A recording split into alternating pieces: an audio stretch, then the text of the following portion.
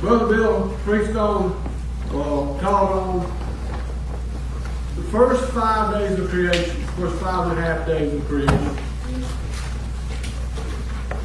And tonight we're going to try to finish out the creation.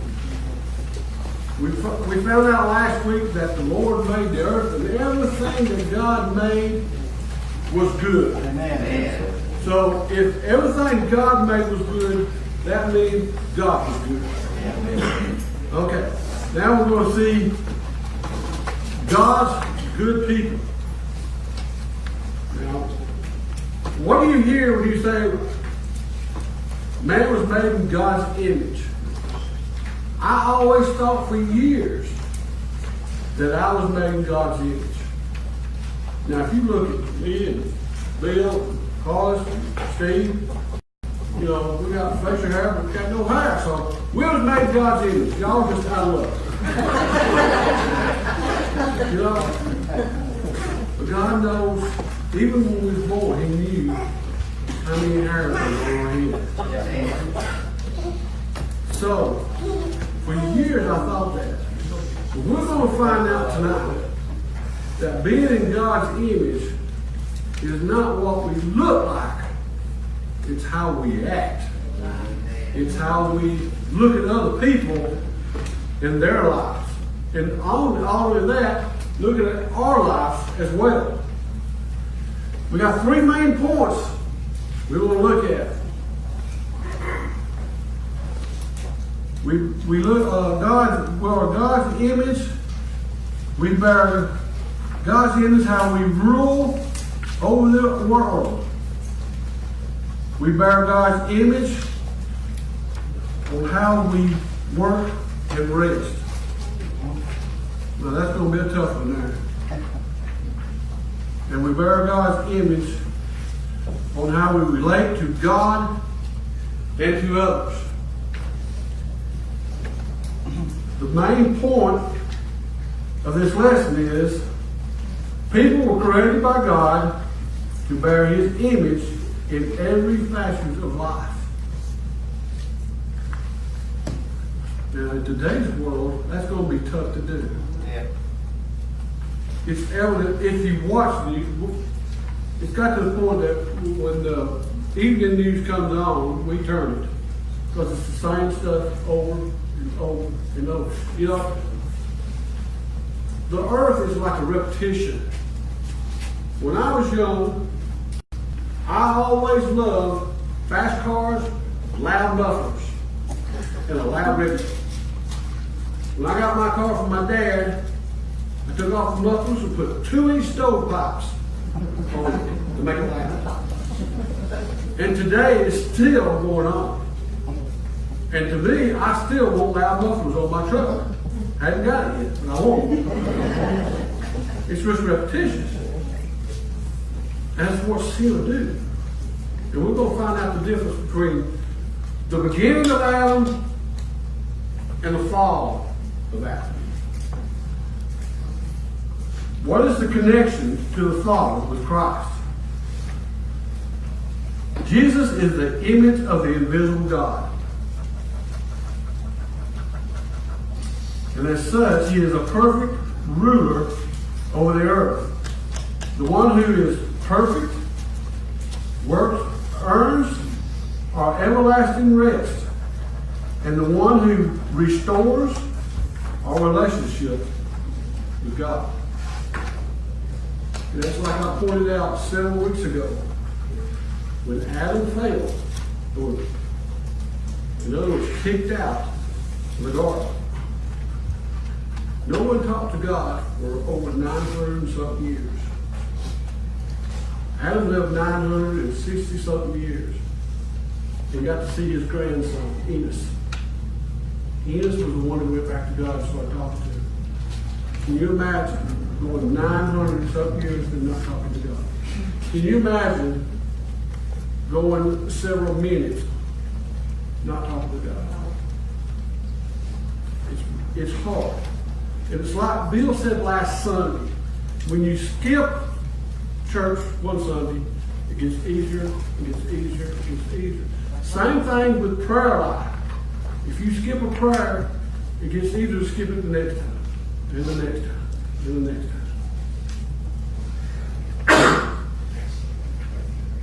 The application of this mission is that because we are made in God's image, we reflect His glory, how we steward the earth, how we work, and how we rest, and cultivate the relationship with Him, with God, and others.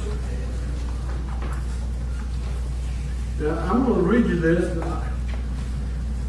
It comes out of the book. It's an example of, I didn't get it at first. I read it 5 times before I actually got it. A few years ago, there was a news story about a man who had perhaps the worst day ever. One day after his wife delivered his 5th child, the man sold an old jewelry box at a garage sale. The problem was that his wife had placed her wedding rings inside the box for safekeeping. Without knowing it, the man sold the box, and the $23,000 ring tucked way inside was gone for what he thought was a fair price of $10. While not many of us have or give away a $23,000 ring, at one time or another, we have made the mistake at the core of the blundering. We have greatly misunderstood and undervaluated something. Now, how many times have you,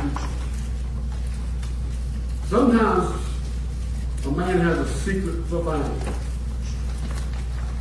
Some people have like certain t-shirts. I have still got my tassels from my graduation, and I kept them in my truck. And Jane wanted to throw them away. She said, don't look good in a truck. Well, I finally took them down, but I didn't throw them away. I put them in the cup holder in the laundry. That's where they're at. Or a man may have a favorite t-shirt. I still have my football t-shirt. Can I get in it? Don't think so. But we keep things. Then the opposite of us will throw it away, or want to throw it away, without us knowing. That rabbit, I don't know what happened to it, honey. It's gone. See, can you see the value of this? And how when God tells us He wants us to do something, and we reluctantly think about it, and then we say, well, I don't have a home. I don't have the right Bible. I can't talk. Now, I can't talk. I stutter a lot on some letters. And standing up here, this is a big crowd to me. And you get scared. And look, we're going to find that it's easier than we think. All we have to do is, I can't think of where it comes from, but what all we have to do, candy shack, is talk to God. This is not being a pastor, or a preacher, or a minister, or an evangelist.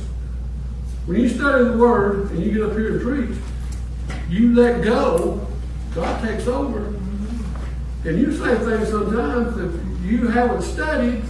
You say things that God puts into your mouth. He takes over.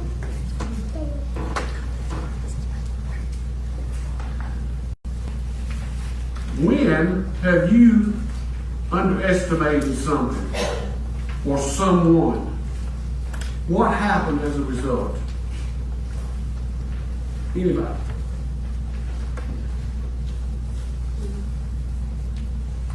Now we're looking at people individually or something. They underestimated it. That's funny that's the thing that I talked to a guy. He was talking about how we had to have I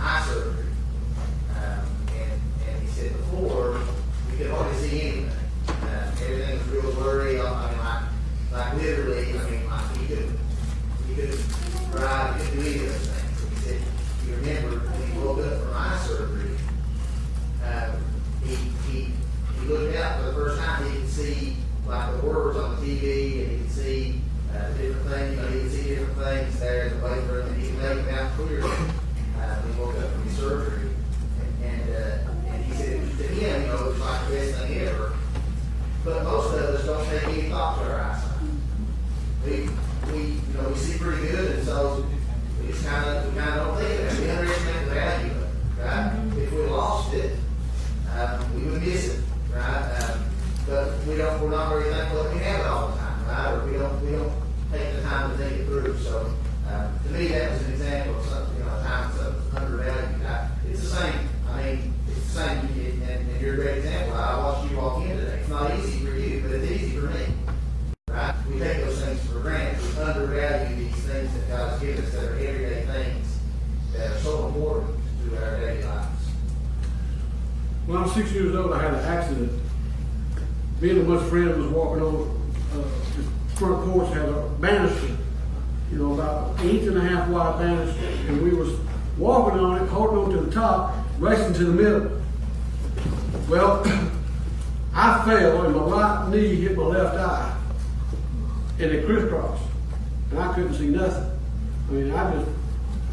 So I went, my brother took me home, mother called daddy come got us, and I wanted to go to sleep, and they wouldn't let me. But before I got to the doctor's office, I went to sleep. 2 weeks later, I woke up. So they had to do surgery. I had ruptured a nerve, they had to clip that nerve, and they blindfolded that eye, but they blindfolded this eye too, to keep me from straining. I was laying in the bed on the 4th floor, and I heard this couple just screaming at one another, yelling. I said, Mom, who is screaming? She said, Son, there ain't nobody. I said, Well, there's somebody outside screaming. She looked, and there was. Senses take over. Now, I know if I lose my eyesight, I'm going to hurt, because I won't be able to see God's glory again. But something else will take over. But like you said, we underestimate the things that we have. We underestimate what God gives us to do it with. As a result, we fail the value of humanity both in us and in others, as we should. Now, by culture, consider the Enlightenment. The Enlightenment means to furnish or knowledge, to give something, get the knowledge of it. I read this, and I sat at the table this morning after I got up. I think it was about 7:30. And at 12:30 I got up. It didn't seem like it was that long. But I was trying to get the knowledge of what God was trying to tell me. And that's what we should do. The Enlightenment advances is as helping to understand our humanity more than ever before. But the best definition of humanity is found as the beginning of the story of humanity. Let me ask you a question. It's not in the book. Why do you think God created the animals, the fish, the birds, all living creatures before man?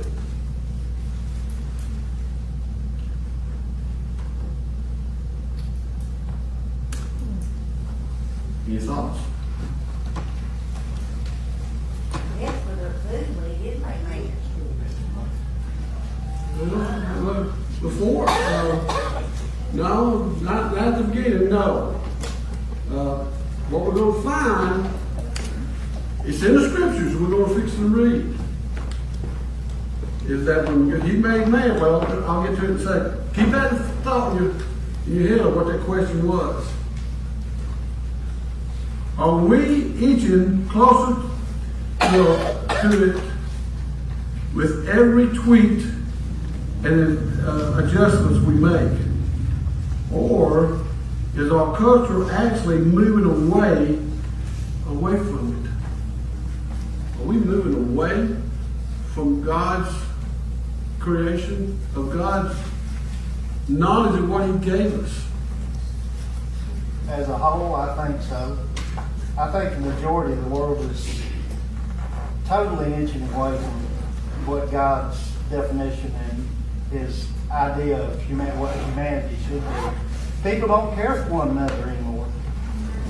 You can see that just like a couple weekends ago, just in Chicago, one weekend, there was 68 or 72 people shot in Chicago in one weekend.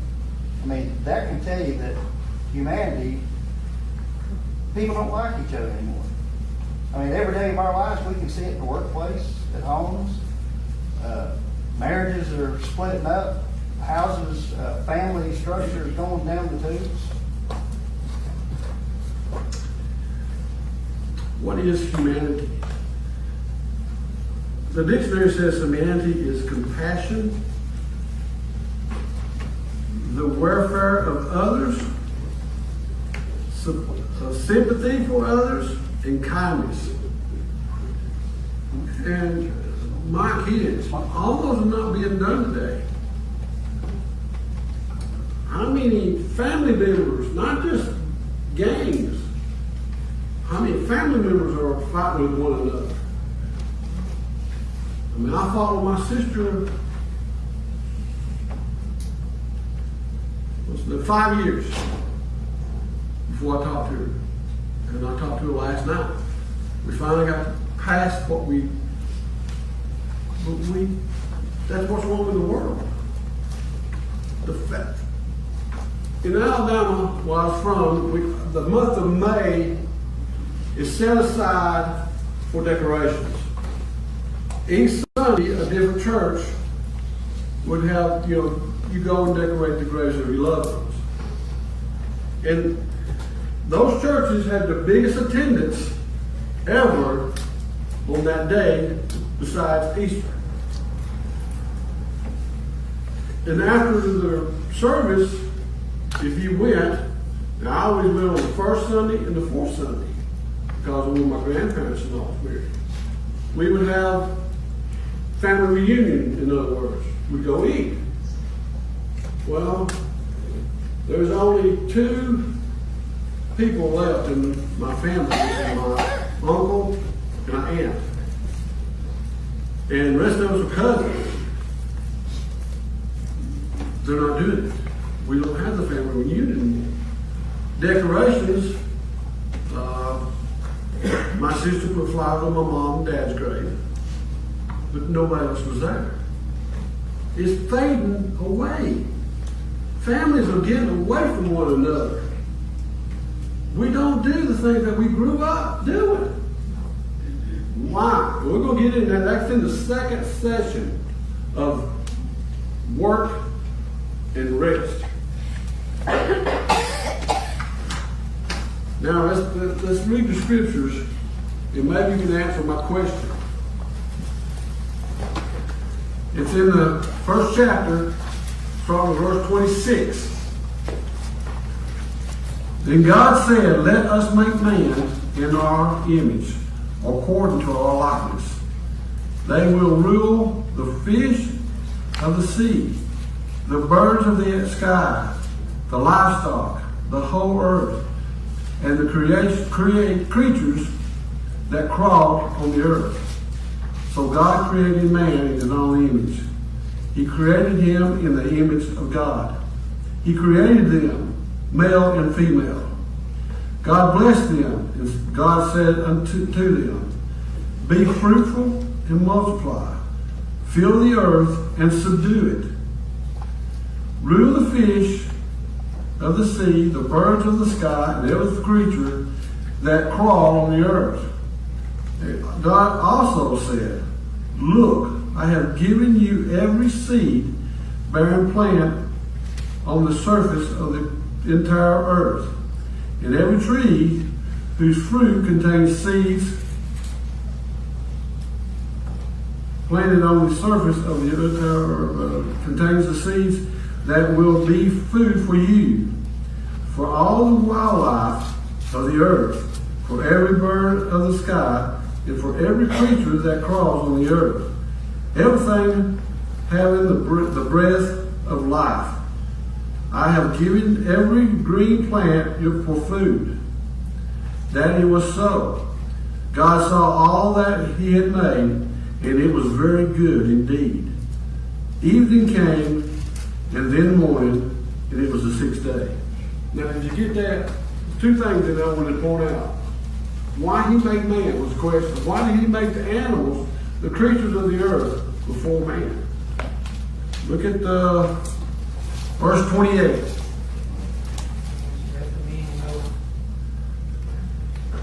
It was to subdue it, to conquer or vanquish. In other words, he was control over everything on earth. He made that way he made man. Now then, Just back to your point earlier, in the beginning, they didn't eat meat. They didn't eat animals. They only ate, they were all vegetarians, there was no meat eaters. So they eat meat, something would have had to die, nothing died before sin.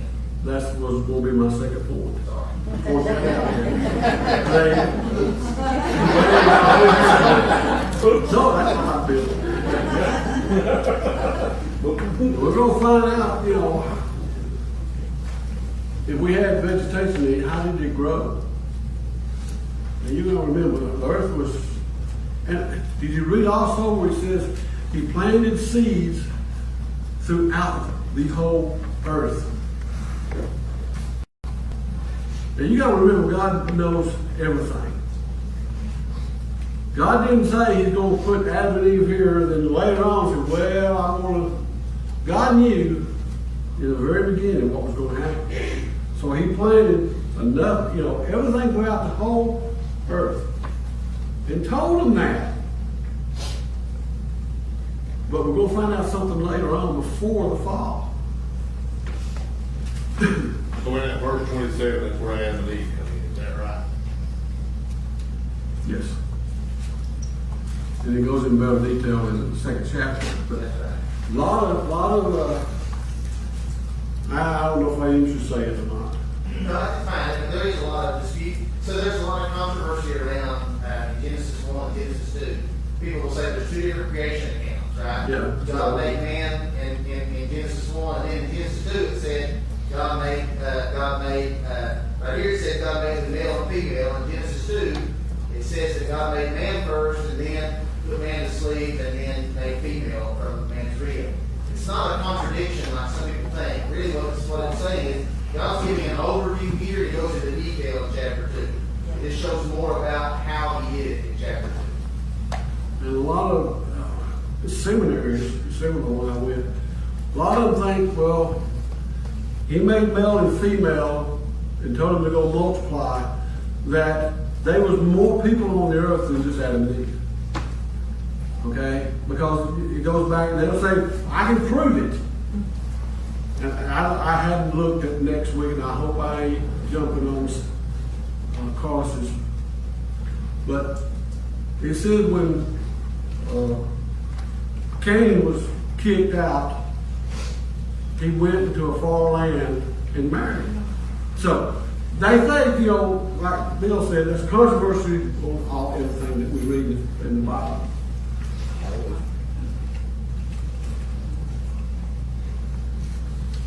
With our focus on what's wrong with ourselves, plaguing us from within in our culture, shifting the landscape of humanity, bombarding us from outside, it is easy for us to forget that God has provided the definition of humanity, that he created us in his image. And what that means is, he created us to be good. Look at Adam and Eve. They was good in his sight. Eve was his wife. They was good. They was a companion. They was partners. And it was good. We had it inside of us. When we're born now, we have the capacity to be good.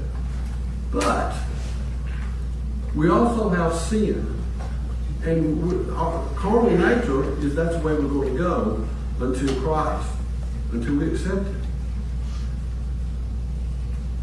Ourselves, our quest for perfection and worth drives us to focus on our deficiencies. We always look for the bad in things. Example, how many of you have ever went and did a portrait? And in that portrait, you get the proofs back. Oh man, look at me. You know, that hair is out of place, brother. Or the collar's cut. Look at me. And everybody else says the picture looks great.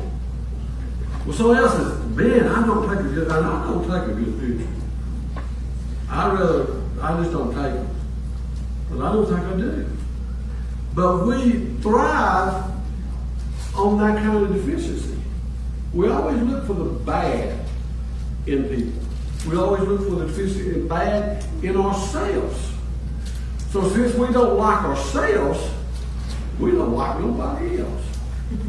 And we take it out on them.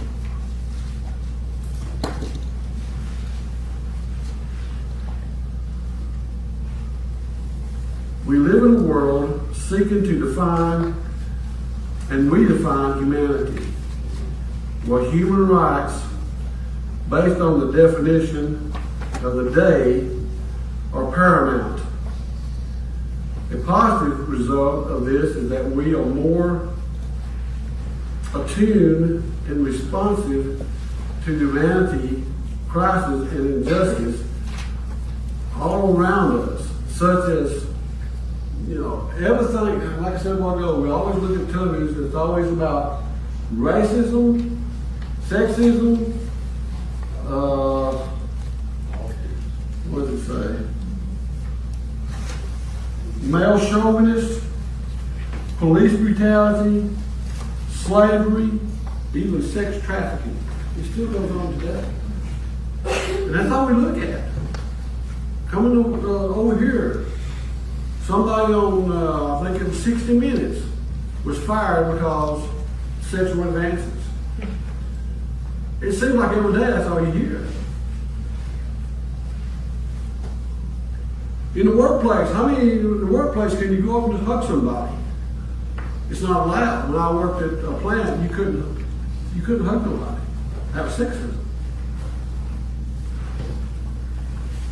That's what we thrive on. That's what the news thrives on. That they think, man, it's just like my kids, 2 of them, love horror movies. And that movie out, The Nun, it's a scary movie in my opinion. And last weekend, it raised $53 million in that one weekend. People thrive on that kind of stuff. Instead of what we should be thriving on. How many people went and watched Paul? Was it $53 million worth? I don't think so. The good in things we don't want to see. We don't even want to look at it. How many times,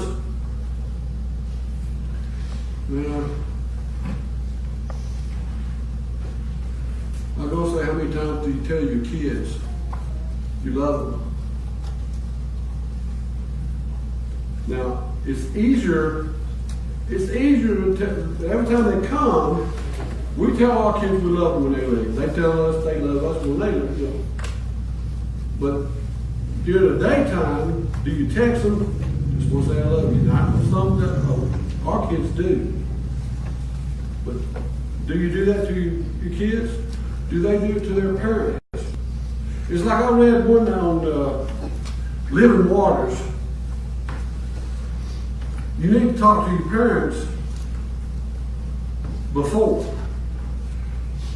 Now, my mom would call and call and call, and I would get home. Mom, really? Another? You gonna call again today? And now, I can't call her. want to pick up the phone and call my dad to ask him some advice. I've done it several times, called the number.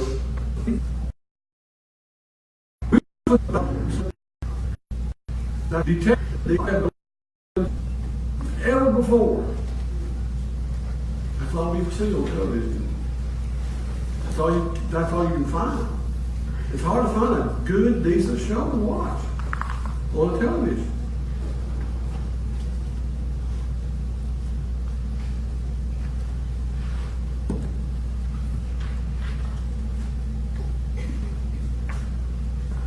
What this means, our culture, and what it means is to be a person and to be a human. God called you humanity for a reason. And we don't see it that way. Now, here's a reason, and it happens every day. Can you pull up Luke 10, verse 30? This is showing what humanity is. Then God said, let us make known. Sorry.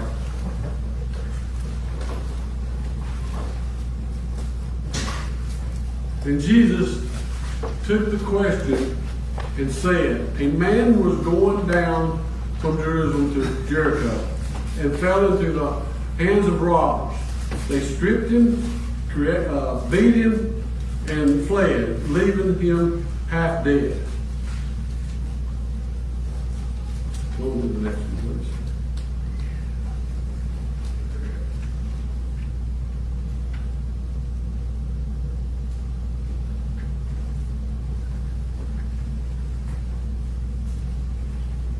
The priest happened to be going down that road.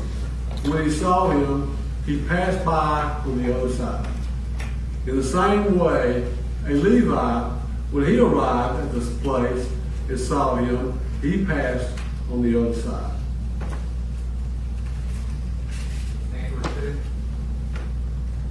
Yeah, 32, yeah.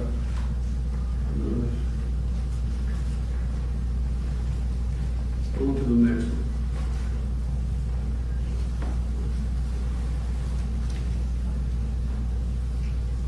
Well, a Samaritan on his journey came up to him, and when he saw the man, he had compassion.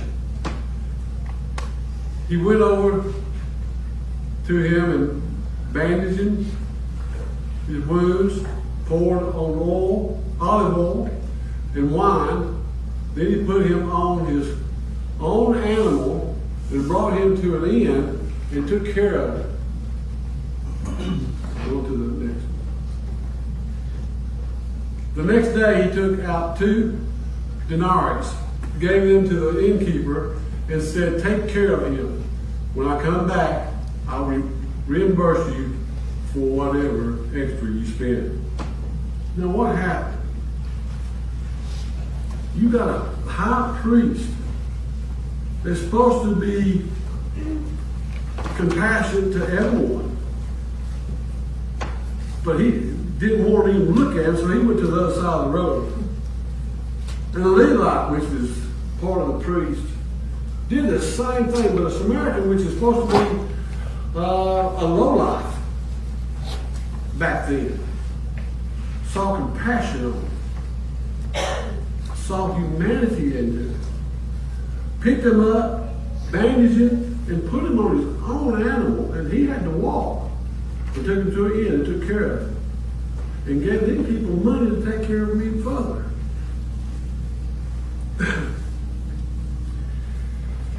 We don't do that today. How many times you see somebody walking down the road and you'll get as far over to the right or left as you can and afraid to pick them up? Now, it used to be when I was little and when old enough to drive, picking somebody up or hitchhiking you didn't think about it, you just did it. Then go back to what Mike said, the world being so bad, you're afraid to pick somebody up, afraid they'll rob you and then take your car. So what do? How do you stop it? What do you look for?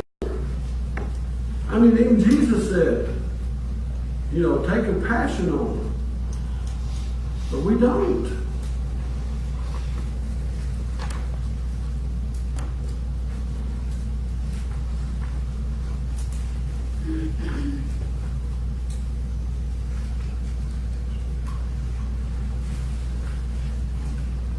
We discover ourselves. Plus, we look at hunger. We look at thirst. We look at weakness. We look at sleep, suffering, death, burial, and resurrection. We skipped all that. We don't even look for that anymore.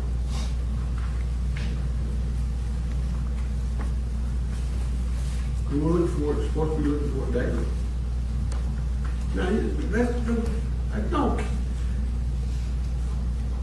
that applies to the world. Okay? If you read, can you pull up Psalm 8?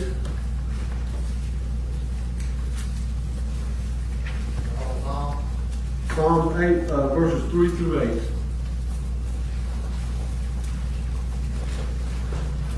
When I observe your heavens, the work of your fingers, the moon and the stars, which you set in place. What is man that you remember him? The son of man that you look after him? You made him little less than God and crowned him with glory and honor. You made him Lord over the works of your hands. You put everything under his feet. All the sheep and oxen, as well as the animals in the wild. I will require the life of the birds of the sky and the fish of the sea that passes through the current of the sea. See what's happening? This goes back to verse 28. Even Psalms, even David says, you gave it to us to take care of. You gave it to us to subdue it. Well, what are we doing with it? For example, go to Africa. There's two animals that are in so much danger of going extinct. Because of what? The ivory. The rhinoceros and the elephant. Poachers are just getting rid of it. That's not subduing, that's conquering. That is getting rid of. God put us here to take care of it. And we'll find more out of what God put Adam and Eve into the garden. Let me ask you a question. How should all people bear the image of God with how we relate to one another?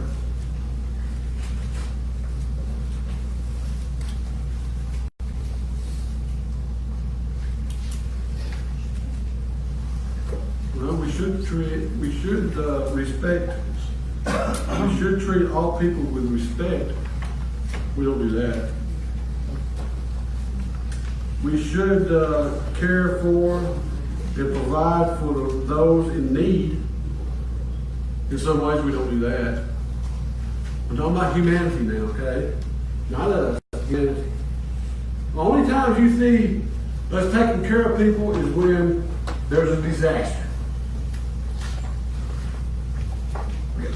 And then we try to make money off of that.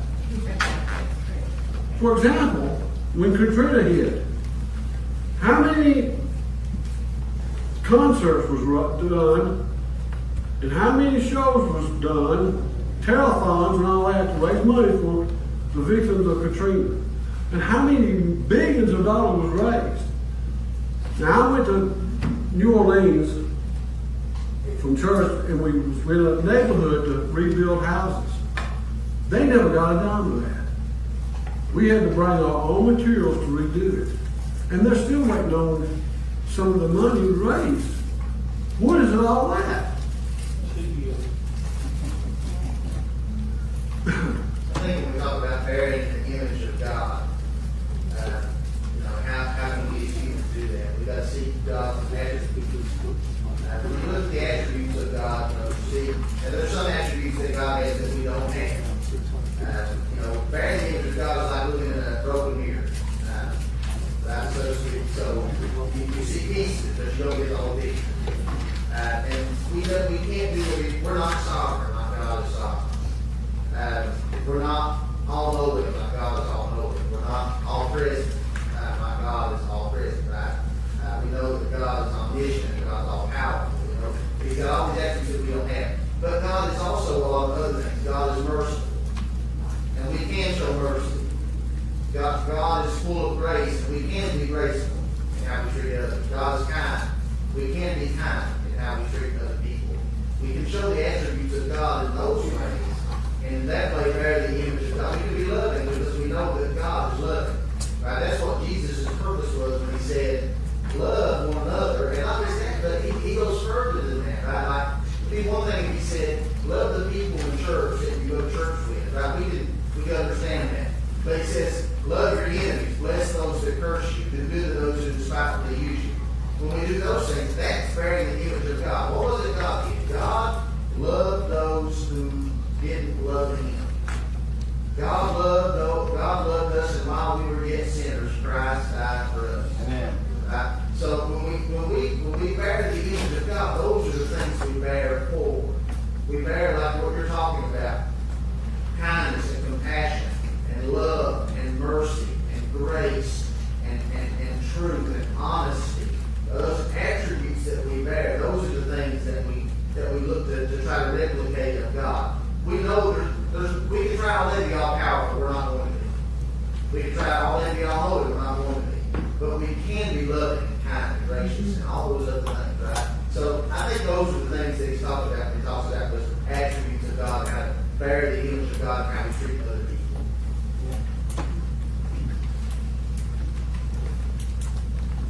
Point number 2. We bear God's image in how we work and rest. Look at Genesis 2, 1 and 3. So the heavens and the earth and everything in them were complete. By the seventh day, God completed his work that he had done, and he rested on the seventh day from all his works that he had done. God blessed the seventh day and declared it holy, for on it he rested from his work of creation. Now, it used to be that, this has been years ago when I was a kid, nobody worked on Sunday. We went to church and we went home. Then one store started opening up on Sunday. And then another. Then what happens now? It's complete.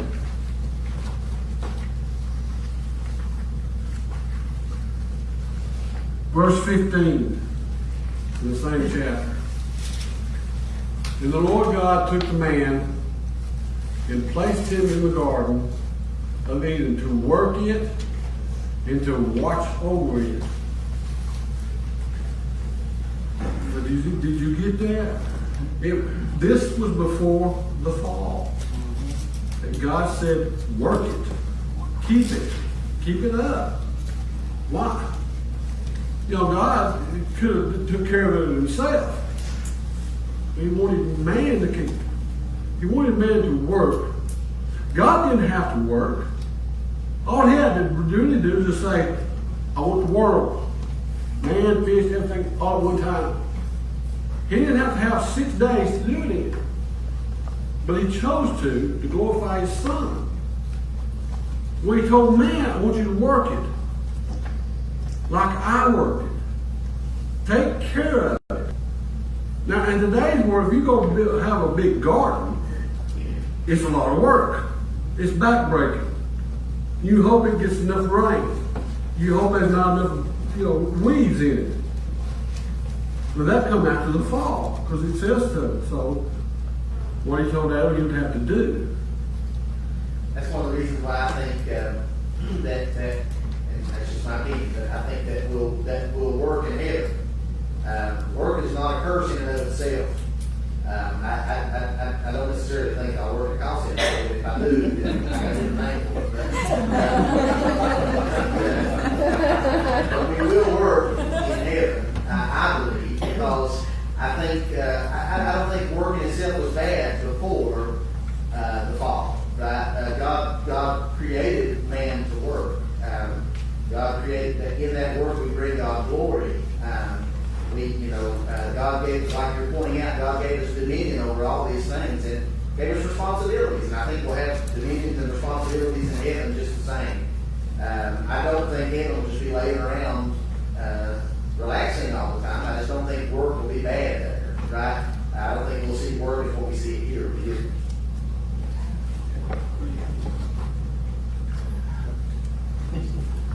God created work, our vocation, as well as every other forms of work, to be part of how we fulfill His mandate to rule over creation. You can't, what he was trying to say was, you can't rule over the world if you're just sitting and just watching it. Now, a lot of us try. I have, I'm on disability, so it really, I get out, and like I said, I sit in my rocking chair, and it's hard for me to put it this way, the devil is always fighting to kill you. And he puts me in a rocking chair, and I get there and I just sit there and rock. Now I look at God's creation and thank God for it, but it's so hard for me to get up and do the things I need to do around the house to keep it up. I can't hardly weed eat because I can't hardly walk on. It's got to be flat, no bumps, no rocks, no nothing. But I get up and try. And what would take somebody 30 minutes to weed eat my place, it takes me 2.5 hours to weed eat. Because I get on my lawnmower, go to a place, get off, weed eat, get back on the lawnmower, drive around, get off, and that's the way I have to weed eat. But it's killing me. I mean, it hurts. But God didn't make us that way. He made us to work. But then we let the devil get in, and he wants to kill us with it. He wants to just tell you not to do nothing. Even if we love what we do for a living, work can be very difficult. Anybody got a job like that? You love it, but it's so hard. There may be several different reasons why it's difficult to do. I know when I worked, I had so much difficulty. The supervisors didn't like the way I played something.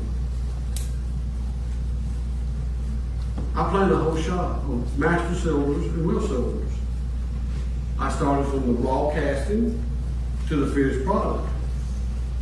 Well, they didn't like the way I wanted to run it through the shop. They would, get mad at me. Very difficult. So I tried to do it the way they want to, try to categorize it in certain ways, and that didn't work. In other words, you can't please nobody. Even at work, especially. It's getting to the point where you can't even please people at church. I mean, in Alabama, we was building the congregation was about 400 people in the church. And the church was too small. It was just growing and growing and growing. So they built a brand new church inside that little church. we could hold up to 1,000. But the bickering went on in that church. Well, I want this. Well, we need this. Okay, I want that. Constantly. It's difficult to have the perfect job. Adam was placed in the garden to work before the fall. Then is not a result of sin. Although the difficulty was experienced in our work, certainly they see it. Humanity's ability to work provides us with great power over creation. But one problem is that our own self, we lack direction for the work. And work not done in the image of God, for the glory of God, is done in defiance of God. Now, can you go to work and talk about God? In some places you can't. They won't allow it.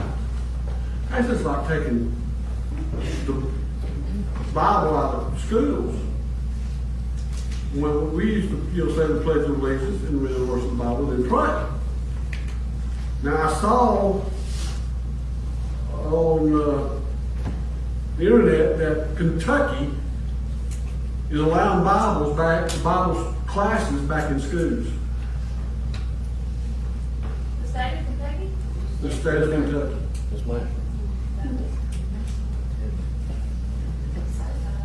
Now, how many other states will follow that? I think Tennessee is putting in all their schools in God we trust. Yeah. It's not an easy thing to do.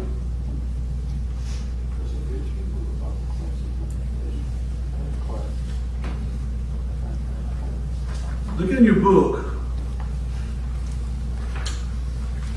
and rate yourself. Where would you put your work in the image of God on this scale? Will it be done for people or done for the Lord? You mean my job? Like my job? Now your job is two different kinds of job. You got a job and you got a job. For example, you got a job at work and you got to do it efficiently for the company. Make the best product you can. That's doing it for God. You also got a job to tell people about God and what He can do for you when you're saved through Jesus Christ. So which one of these are you going to do? Done for man or done for God? Yeah, I think too, another great point to think about is over here on this red wall, there's a Spurgeon quote where Spurgeon talks about, he said, the sheep in the barn, I can't see that far, the sheep in the barn and the scullery and the smithing, the shop, the barn, the shop, barn, scullery, the smithing become temples when men and women do all the glory to God. What he's saying is, he's saying, when you go to work, if you work in such a way that you try to, you do it for God, right? The Bible says, whatsoever you do all for the glory of God. And so, it doesn't matter if you work in a call center or a mines, or it doesn't matter what you do, right? None of that matters. It's the fact that you do your best to work and you try to do it as if you would work, as if you're doing that work for God. Amen. That's the way that Christians are called to work, right? We're called to work in our regular secular jobs as if we're working for the Lord while we're there and doing it for Him. Because when we do a good job, it opens the door up for us to do what you just said, which is when we do our best at work, then we become an example and a witness so that we can testify to people about Jesus Christ. So they want to know what makes us different than all the other workers, what makes us care more, what makes us work harder, what makes us do things differently. We can say, well, it's because my God tells me I'm to work for you the way I would work for Him. Amen. And when we do that, that sets that example. That's what gets glory to God. If we go to work and we're just, I love the Lord, but you're just struggled, complain over everything, that's not giving Him glory.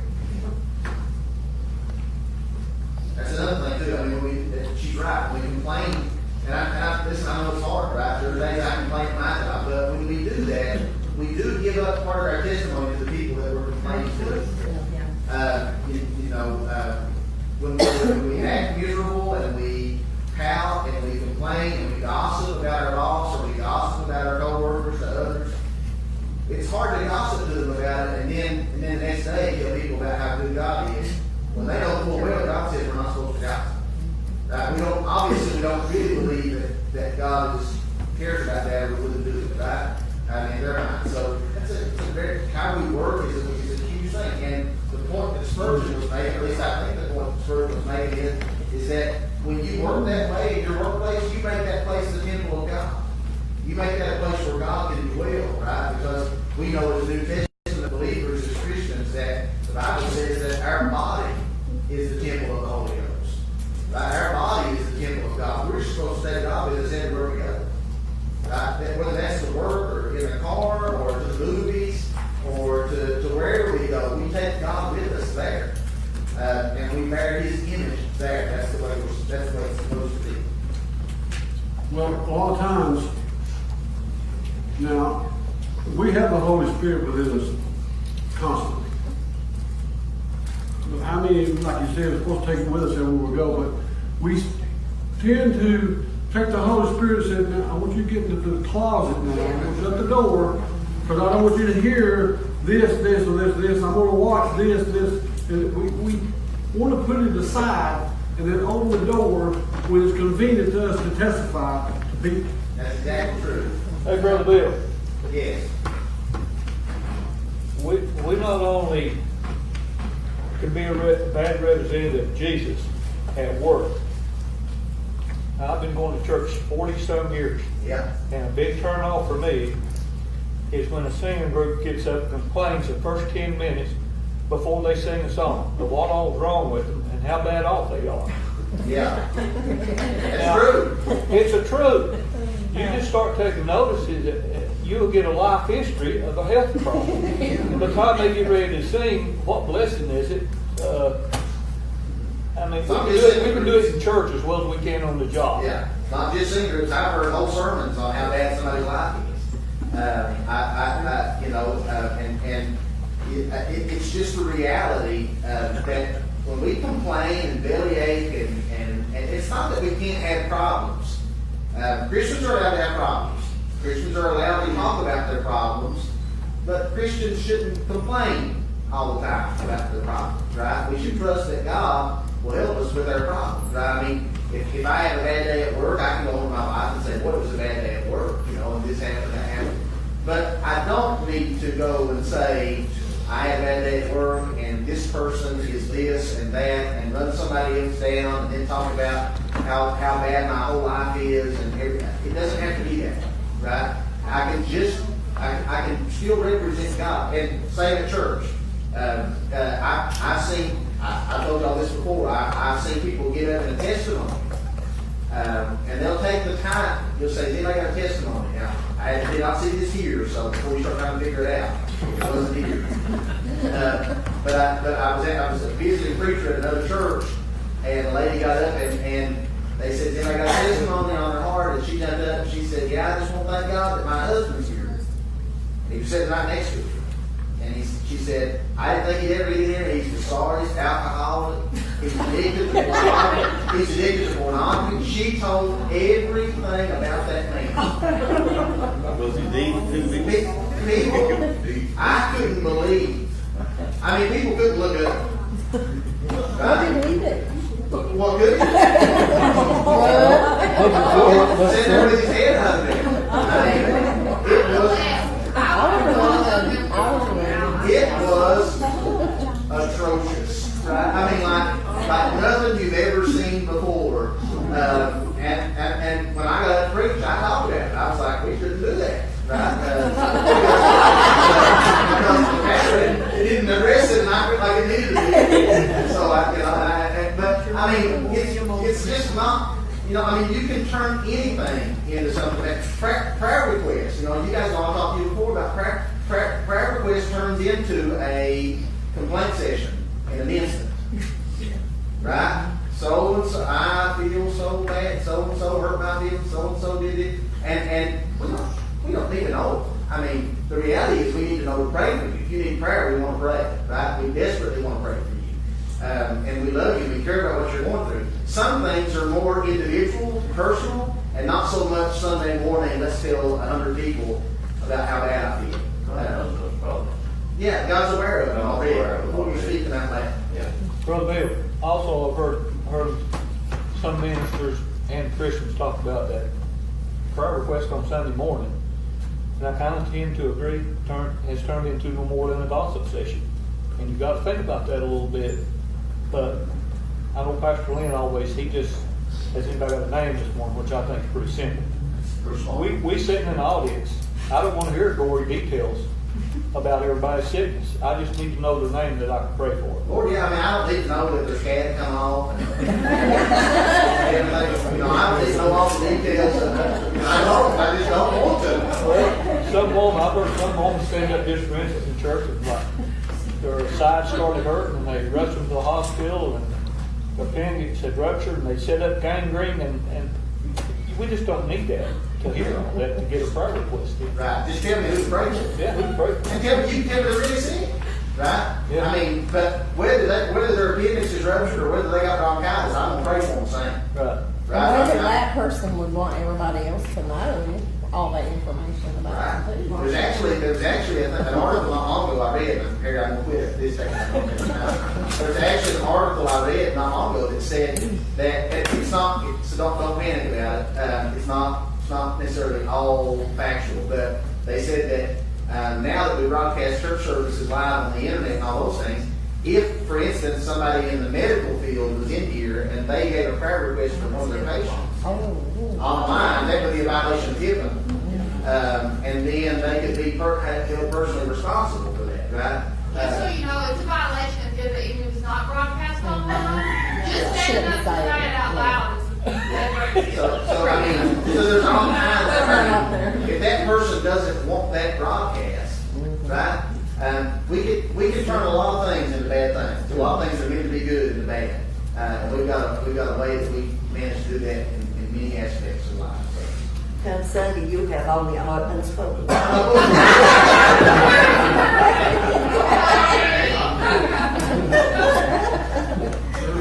I went to this church that I was the bookkeeper. And they gave me all the books that went back 150 years. Now, even church members will kick somebody out. There's this one man, he got drunk and he hit his mule. So the church kicked him out. He was not allowed back in the church. They found just a minute thing to kick somebody out of church. So what do you think happens now and today with all the stuff that we don't hit on mules, but you may see somebody hug somebody, oh my gosh, look, we got to kick them out. I mean, it's happening. It does in some churches. In other churches, we don't kick them out for nothing. That's just we get drunk. So it goes both ways, right? God has standards. He does. And the church has standards too. But those standards need to be biblical, right? Not man-centered or not man-made. It's one thing, I use the example, and I've done it 1,000 times with you guys. It's one thing when if I said I don't believe men should wear anything but collared shirts, right? But that's not in the Bible anywhere, right? So that would be a rule that I impose that has nothing to do with God. That's not biblical. It's not right. There's lots of churches that do that, right? They make up these rules because that's what they want, or that's what they think will please God more. Let's be real clear about that. Nothing you can do is going to please God lest you do it out of love for Him and through Christ. I mean, that's just the reality, right? Our righteousness, you could wear a collared shirt, you women could not, and don't get mad at me, you could veil your faces and not show an inch of skin on your body, but if you don't have Christ, that doesn't make you any more righteous. It doesn't do anything for you, right? And we can impose all kinds of man-centered rules or man-made rules. But at the end of the day, the only thing churches need to enforce is what God says in His Word and those standards that He holds. And we should enforce those the way He says to. And He says to do that in love and in meekness and in the hopes of restoring someone, not to show them who's in charge of the church. Can you pull up Right. Colossians 3:23?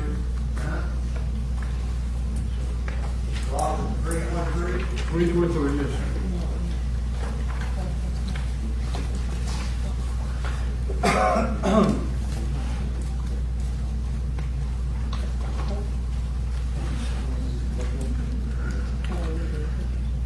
Let me ask you a question while you're doing that. Was Adam doing the work placed in front of him?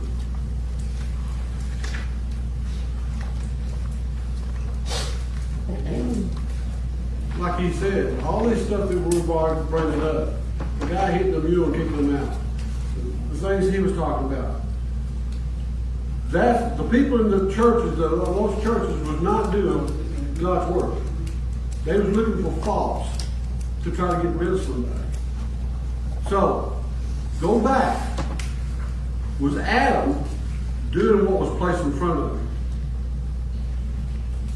Plus, which time? You got to remember, there's two different times for Adam to work.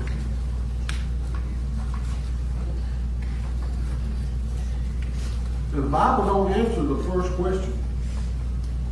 He just said he was placed there to do the work of the garden, take care of it. But we asked those questions last week about it. What do you think Adam thought before the fall? I mean, everything was, in other words, everything was heavenly. Right? And then what happened after he sinned? God said, kicked him out. He said, you won't have to, okay, here it is. Do it. Make your own food.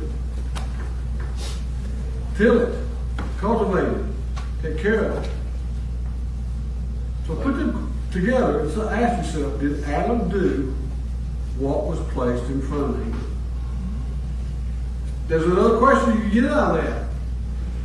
God told both of them, do not eat of the knowledge of the tree of good and evil.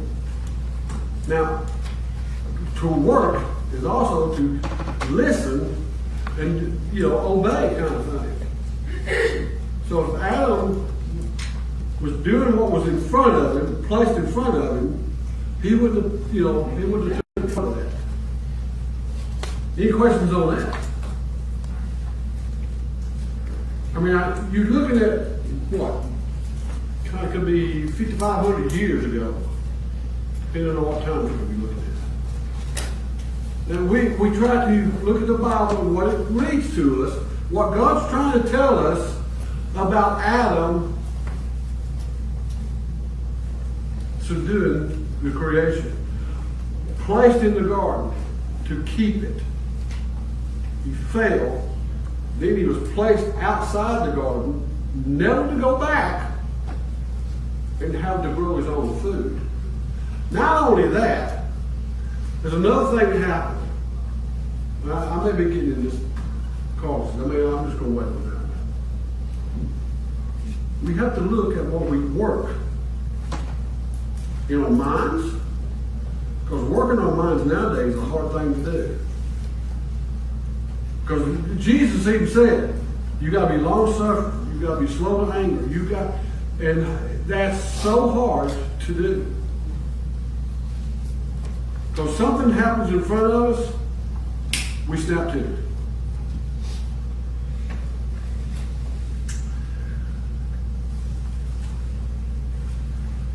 I'll rest. And let me ask you another question. Why do you think God rested? He didn't have to. He never got weak. He was all-knowing. Why did he rest on the seventh day? That's an example. Because that's what he wants us to do. True. It also means that on the 6 days that he took, It was complete. Here's the question. When you work, and say you're a carpenter and you build something, and you get it done, you just sit back and rest on it, I think that looks good. It was complete.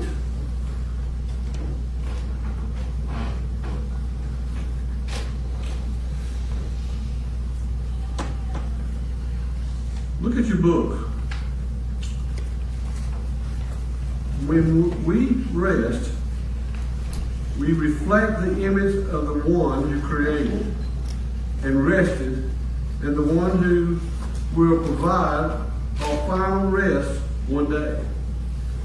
Hebrews 4 speaks of a Sabbath rest that remains for God's people, a rest found in Jesus Christ that will be fully realized upon his return. On the day we finally rest from the struggles and labors of our work brought on by sin. When Adam was in the garden, he had to work, but it wasn't the same kind of work that we do now. And when Jesus Christ comes into our hearts, one day we won't have to work as hard. Now, Brother Bill may be onto something when he says we're going to work in heaven. But it'll be the same kind of work, in my opinion, that Adam had in his garden. Because you got to remember, there's a Garden of Eden, and there's an Eden in the garden in heaven. It's in the Bible. So who's going to partake of that garden? Somebody's going to have to keep it. Right now, we're going to find that humanity was created not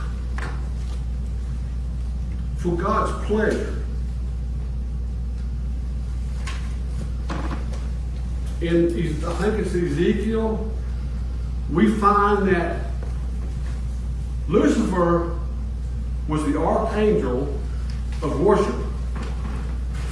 It talks about the pipes, it talks about the percussions. That was all Lucifer. He was the archangel of worship. When he fell, God said, I need a new worship leader. And guess what he created?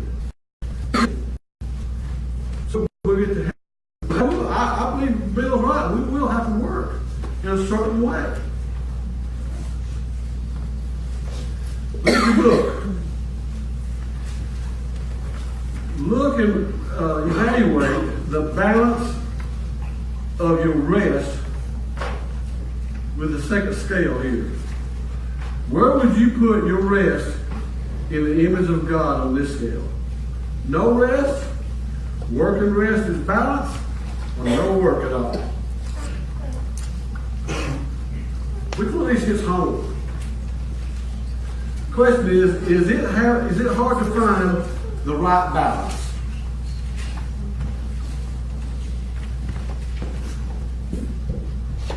You know, we do things the opposite because Sunday is really the first day of the week, right? So we should rest on Saturday, right? But Saturday is kind of like for most people, the most productive day that we have at home. But don't get so mixed up with what the first day of the week is and Saturday is. As long as you rest one day. Because your body our bodies will get tired, we'll get weary, and we give out. And if you got something wrong with you, you just get that list. So you have to rest. Workaholics don't like rest. Now I think it was 1 o'clock before I went to bed last night. There was a game on the iPad, and I was playing it. I started at 7:30, and I played that game. I played that game till the battery ran out on the iPad, and I had to put it down. I had to recharge it. I didn't want to go to bed. But when I went to bed, I went to sleep just like that. You have to rest. God made it for us to rest. Let me ask you a question. How should the image of God in our lives affect our work and rest? Listen again. How should the image of God in our lives affect our work and rest? Can you see God in you when you work? Can you see God in you when you rest? Is a lot of times everything out of your mouth something about God to people? Me and Mike would take me to my doctor's appointment when I was sick in March. And then, I think it was July, I went with him to Lexington for his doctor's appointment. The whole trips that we had, we talked about Jesus, we talked about God, we talked about relationship, we talked about everything about the Bible. It wasn't gossip about, well, did you hear so-and-so? What was so-and-so? What was so-and-so? We was working together about the Lord's business. So the question is, how should the image of God in our lives affect our work and rest? We're getting close on time. Okay, sorry. Very close. That's what that. Just want you to know. In your book, well, I wanted to get into it, but I don't think I've got time. But it talked about when the Lord made man and Eve, and how he took the rib out and what the rib stood for. It wasn't just that he took the rib out of Adam and made Eve with it. What it stands for is that the rib represents togetherness in the life of humans. When you marry somebody, you come together. Okay? So, in your book, it says, we bear God's image and honor our relationship with Him in, you got two blanks, okay? We bear God's image and honor our relationship with Him in our loving obedience to His commands.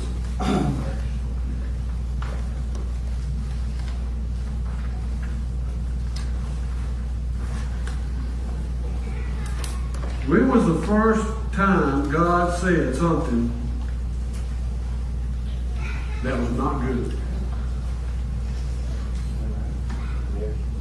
Can anybody think something? Man was made without woman. Exactly. It's not good for man to be alone. There's a purpose for why God made man and woman. It's a purpose why God created the animals and the birds and the fish. And He told them to go and multiply, spread across the world. There's a reason why God made man and woman, to go out and multiply. But there's also a reason why He made them. Trust Him, worship Him, adore Him, but most of all, to love Him. If we love Him as a fraction like He loves us, we would be the happiest people in the world.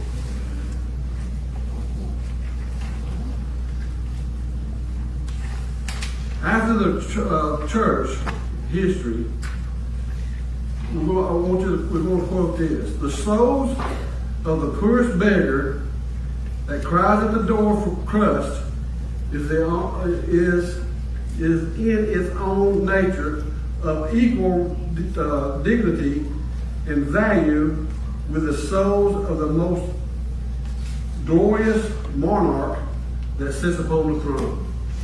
There is no difference in someone that is poor to someone that is rich if you've got Jesus Christ in your heart. Yeah, amen. And one last thing. Sorry, took so long. So our obedience should flow out of loving gratitude, but sin has broken this relationship. So God sent Jesus Christ, the perfect image of God. The loving obeyed the Father perfectly, and when we trust in Him, He restored our relationship in God.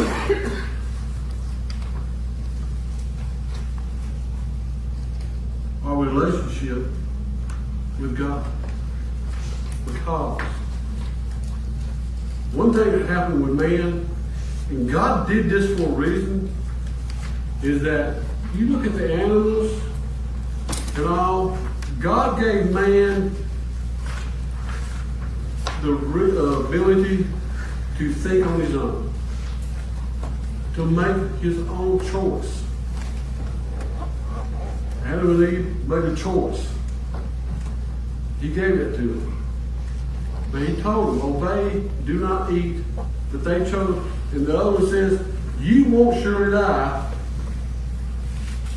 You know you won't. He twisted around the truth. And so they chose the wrong way. But they made the decision. God didn't say, you're going to do this, you're going to do this. You've got your own free will. You have your own choice. You have your own purpose. But in Ephesians 2, it says, but God.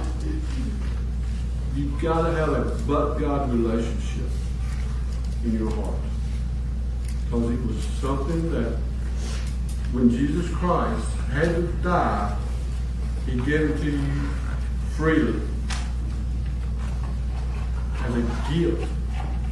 You didn't have to buy it. That's all it tends to. We get on in those later chapters, we're going to find even more symbolism of Jesus Christ throughout. Any questions? No questions up here. I want to explain something real quick if I can. Okay. Before you dismiss the prayer. So I want to tell you a couple things about the book. Because I noticed today, but last week when I was teaching, I didn't get to watch as close, but I noticed today, sometimes you look in the book and you think, where are we in the book? So there's a different book. So there's the teacher's book, and we have all these things in here, right? That they give us to talk about, or examples to use, or stories to share, or things to read that we might want to read. And then in your book, you don't have hardly any of that, right? You have something called, in the beginning, like if you look at today's lesson, if you go to page in your book, thank you, page 20. Right, God's good people. You've got this thing called group time. That's what we started off with. And I just want to make it clear so that you kind of know how it plays out. So long before that we get to this scripture in the teacher's book, there's like 3 pages of commentary before that, right? That we go through to look at and say, okay, here's examples, here's this, here's that. Then we get to this scripture, and that's kind of where you pick in. Then there's just little paragraphs in the teacher's book that go along with yours. So your book is really, the goal of your book is not something to study out of as we study in the lesson always. It's good to have it during the lesson, but yours is more a line that you would read it beforehand, so that you would read it once before. You have a knowledge of what we're talking about. And then some of the questions that get asked along the way, like you might say, where would you put your word in the image of God on this scale on page 22?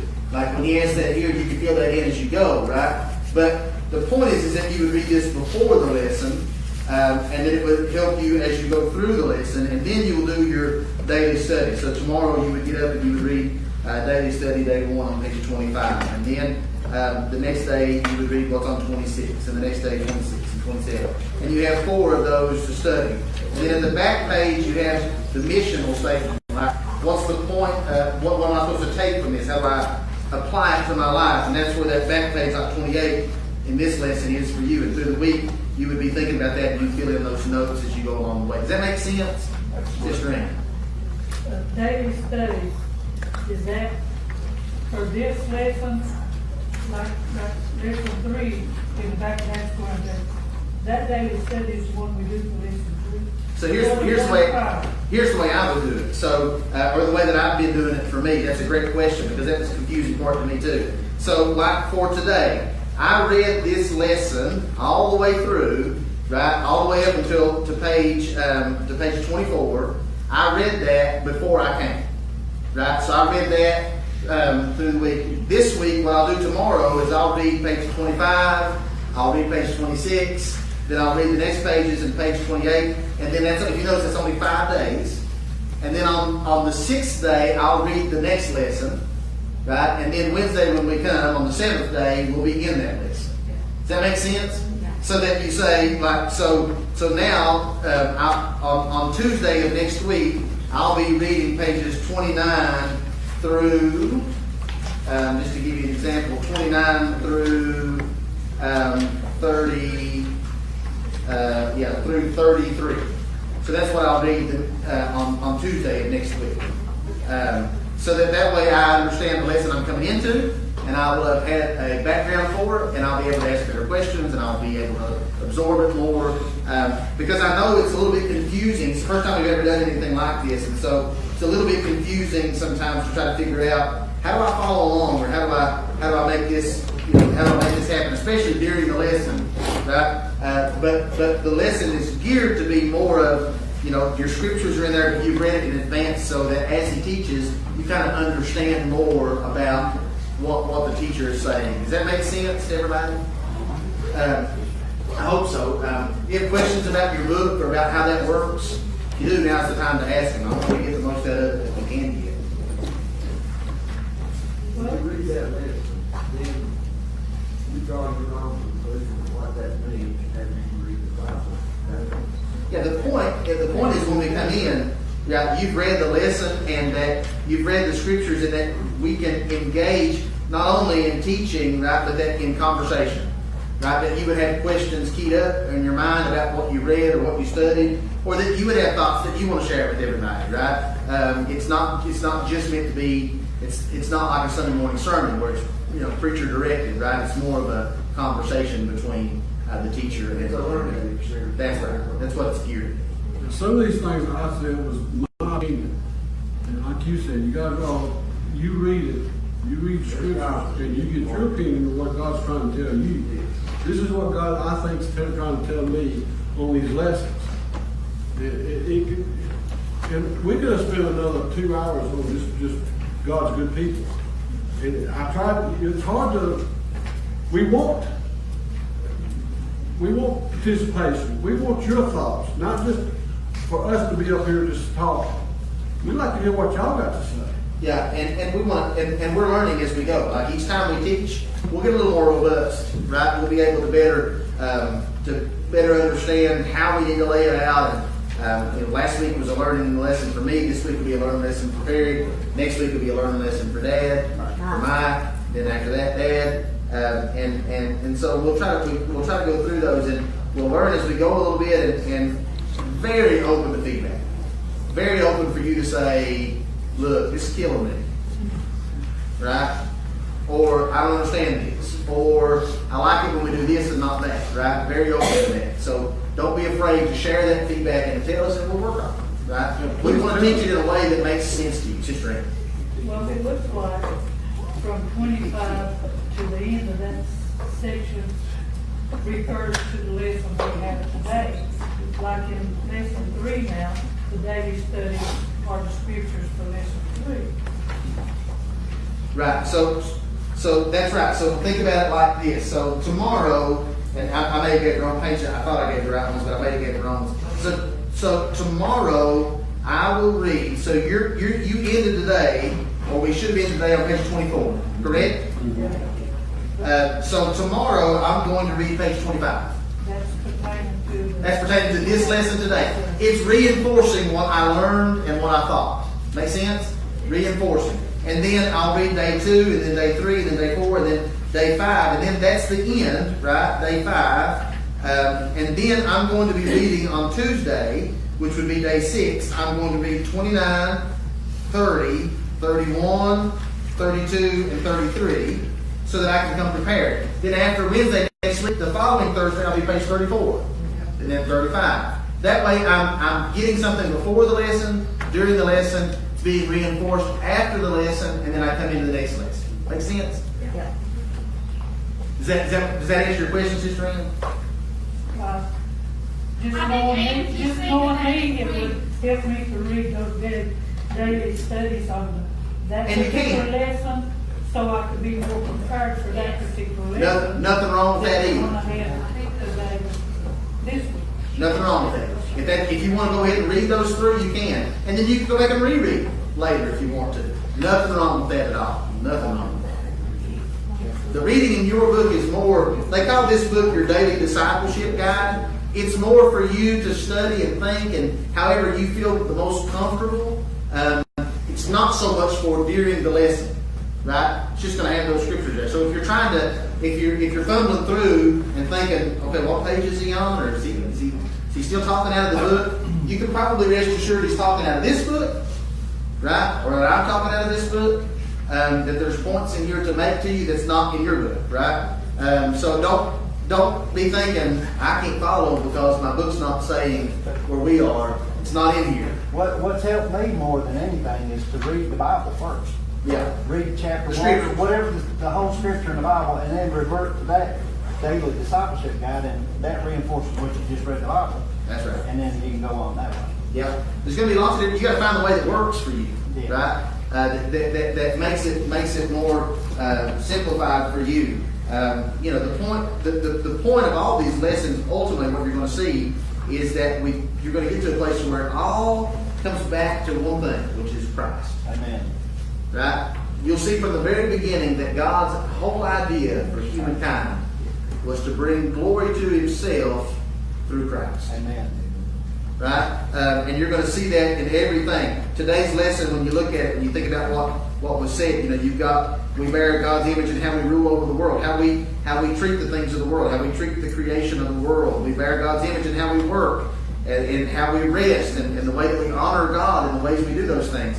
And listen, when you think about rest, sometimes when we think rest, we think sitting in front of TV.